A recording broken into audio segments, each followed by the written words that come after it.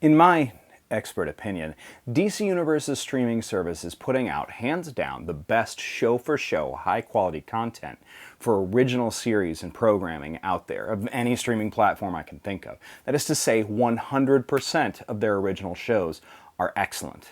That's still a pretty good record, even if there are only 4 original shows out there so far: Young Justice Outsiders, Titans, Doom Patrol, and now Swamp Thing.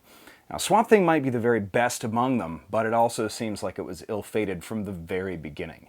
This week we're going to look at the DC Universe version of Swamp Thing. The good, the bad, the surreptitiously cancelled already. I'm Dan Umpton, and this is the Doomcast.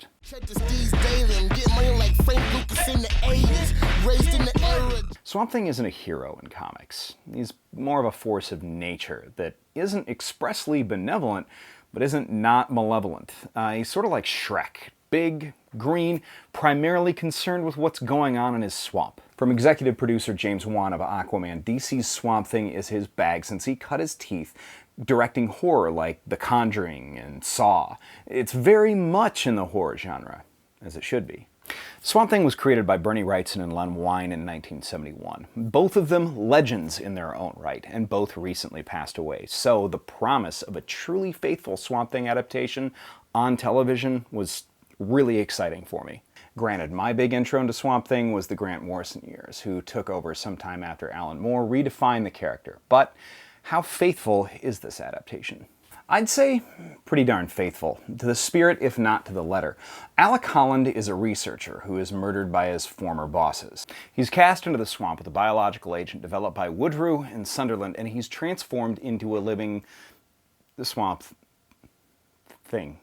So now, a creature that barely remembers being Alec Holland is fighting what seems like a living embodiment of the Rot, which is an elemental force of death and decay in DC Comics. Or not. In the most recent episode, he came toe-to-toe with what seemed like a transmutable telepathic virus that caused people to hallucinate. So it's not entirely clear whether this is an adaptation of a story or an entirely original Swamp Thing story. But it is incredible, especially visually.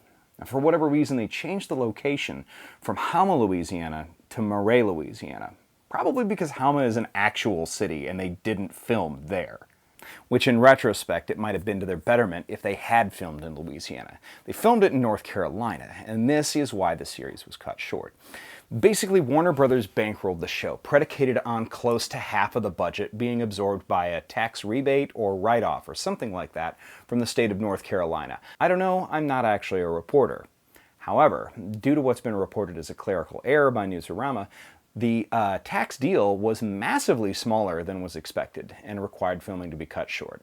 Does this mean we won't see a second season, or that suddenly everything DC will be integrated with the Warner Brothers streaming service? Does it spell doom for DC's app?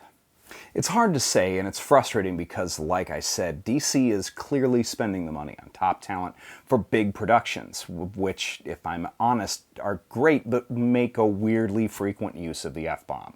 I mean, I'm not a prude. The only reason I usually bleep it out on this show is because I have a young niece that watches sometimes. Hi. Sometimes I forget that also, so sorry.